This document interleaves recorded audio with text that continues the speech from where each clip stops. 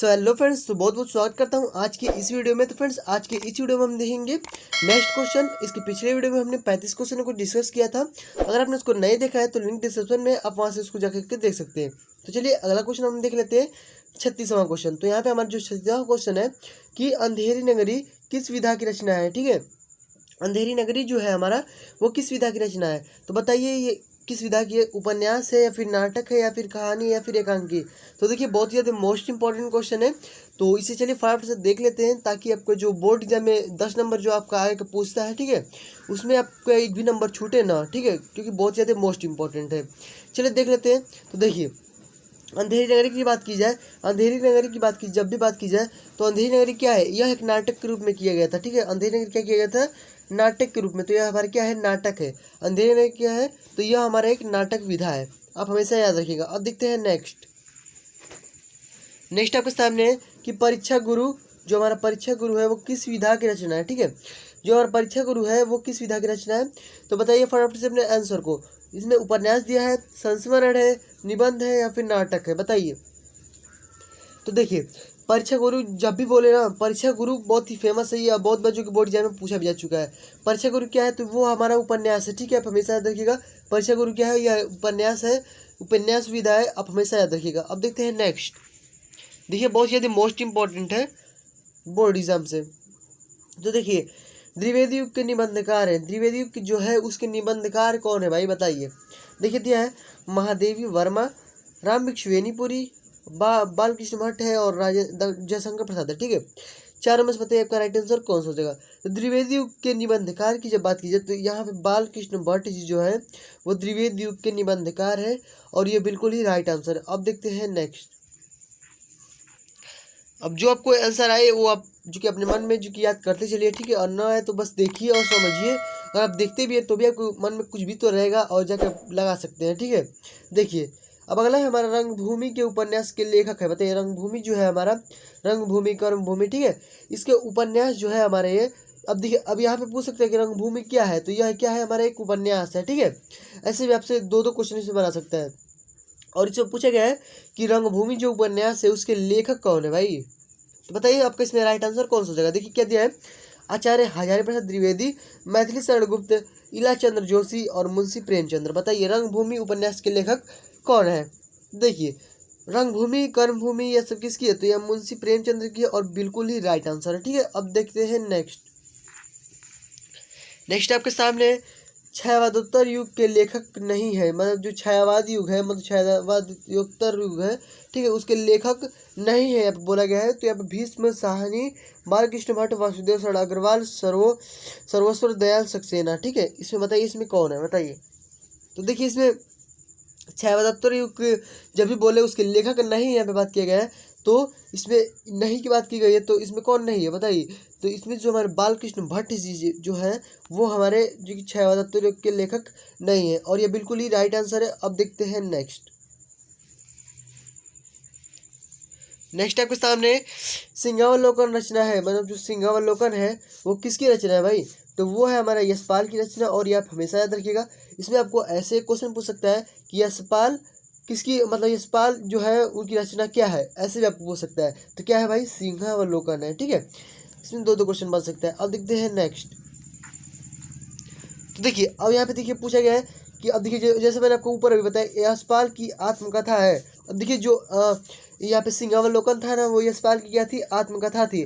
तो यहाँ पे पूछा गया जो यशपाल की आत्मकथा है, तो आप समझ गए होंगे कि कौन सा है। तो यहाँ पे मैं जो सिंहावलोकन है वो हमारी क्या है, यशपाल की आत्मकथा है, और ये बिल्कुल ही राइट आंसर है। देखिए जो मैंने बताया आपको, बहुत ही मतलब कि दोनों क्वेश्चन आपसे पूछ सकता है ऐसे। ठीक है, अब देखते हैं नेक्स्ट आपके सामने कि हरिऔध का पूरा नाम है। अब देखिए अब आप समझ ही गए होंगे कि हरिऔध का पूरा नाम क्या है।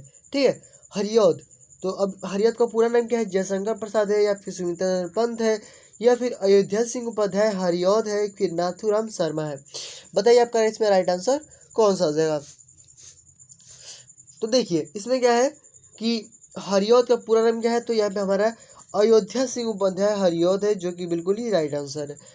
इन्हीं को हम शॉर्टकट में बोलते हैं हरिऔध। ठीक है, यह बिल्कुल ही राइट आंसर है। अब देखते हैं नेक्स्ट।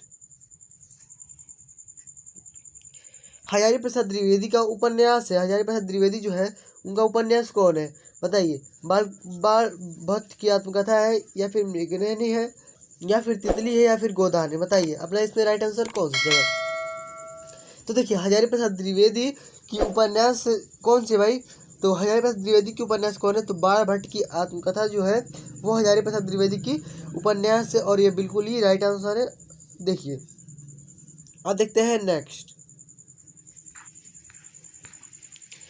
आपके सामने मेरी असफलताएं। ठीक है, मेरी जो असफलताएं हैं वो आत्मकथा है के रचनाकार। अब देखिए आपको इसमें दो क्वेश्चन पूछ सकता है कि मेरी असफलताएं क्या है भाई, मतलब कोई किस विधा की रचना, तो यह आत्मकथा है। ठीक है, और यहाँ पूछेगा इसके रचनाकार कौन है, तो रचनाकार की बात कर ली जाए तो रचनाकार इसके कौन है? तो बाबू गुलाब राय जी इसके रचनाकार है। बताइए।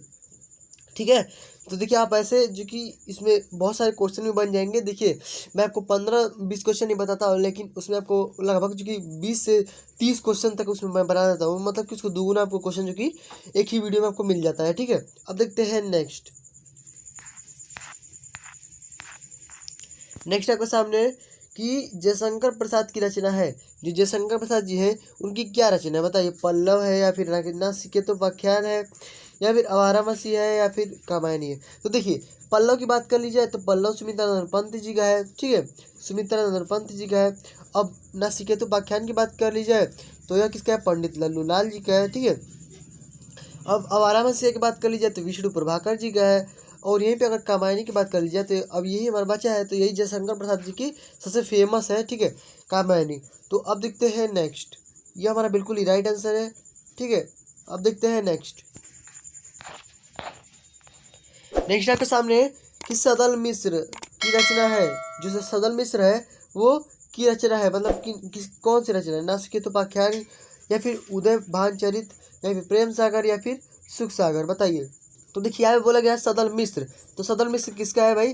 तो यहाँ पे नासिकेतोपाख्यान। ठीक है, नासिकेतोपाख्यान क्या है? सदल मिश्र। और आप ये हमेशा याद रखिएगा। इसमें देखिए और भी बहुत सारे क्वेश्चन बन सकते हैं, जैसे कि रानी केतकी की कहानी किसकी है? तो ठीक है, ऐसे आपसे आपको जो कि मैंने आपके पिछले वीडियो में जो कि मैंने बहुत सारे ऐसे क्वेश्चन बताए हैं जो कि बहुत ज़्यादा इंपॉर्टेंट है, तो सभी क्वेश्चनों को आप जरूर से देखिएगा। ठीक है, चलिए अब देखते हैं नेक्स्ट। ध्रुव स्वामिनी की रचना विधा है। ध्रुव स्वामिनी जो है वो किसकी रचना विधा है? मतलब की रचना विधा है, मतलब कौन सी रचना विधा है? उपन्यास है, जीवनी है, नाटक है, या फिर एकांकी है? बताइए आपका इसमें राइट आंसर कौन सा हो जाएगा। तो देखिए ध्रुव स्वामिनी जो है वो हमारा एक नाटक है। ठीक है, क्या है भाई? तो वो हमारा एक नाटक है। अब देखते हैं नेक्स्ट। सुख सागर के लेखक, सुख सागर जो है हमारा उसके लेखक कौन है? देखिए ऐसे आपको बहुत सारे क्वेश्चन जो कि बन सकते हैं। तो देखिए सुख सागर की जो लेखक है वो कौन है? तो मुंशी सदा सुखलाल जी है। ठीक है, सुख सागर के लेखक कौन है? तो मुंशी सदा सुखलाल, और ये बिल्कुल ही राइट आंसर है। अब देखते हैं नेक्स्ट। लास्ट वाला हमारा क्वेश्चन बचा है कि प्रेम सागर का उपन्यास नहीं है, मतलब जो प्रेमचंद्र है जो उनका उपन्यास नहीं है इसमें से, गोदान नहीं है, या फिर त्यागपत्र, या फिर निर्मला, या फिर रंगभूमि? तो देखिए इसमें मैं बात कर लिया जाए प्रेमचंद्र की उपन्यास है उसकी अगर बात कर ली जाए तो इसमें जो गोदान है, निर्मला है, रंगभूमि है, ये तीनों हमारे क्या है? उनकी रचना है। लेकिन क्या है, जो हमारा त्यागपत्र है वो हमारे क्या है? उनकी जो कि रचना नहीं है। ठीक है, जो त्यागपत्र है हमारा, यह जो कि प्रेमचंद्र की रचना उपन्यास नहीं है। ठीक है, तो आज हमने देख लिया है 15 क्वेश्चनों को। अब इसके नेक्स्ट वीडियो में और भी जो क्वेश्चन बचे हुए उसको हम नेक्स्ट वीडियो में डिस्कस करेंगे। उसके लिए आप हमारे चैनल को सब्सक्राइब जरूर से कर लीजिएगा, और जो साथ में नोटिफिकेशन बेल है उसको ऑल पर जरूर से प्रेस कर दीजिएगा, क्योंकि जब भी हम और भी ऐसे वीडियोस अपलोड करेंगे तो नोटिफिकेशन आपके पास सबसे पहले पहुंच जाए। तो फ्रेंड्स मिलते हैं इसी नेक्स्ट वीडियो में, तब तक के लिए गुड बाय, जय हिंद, वंदे मातरम।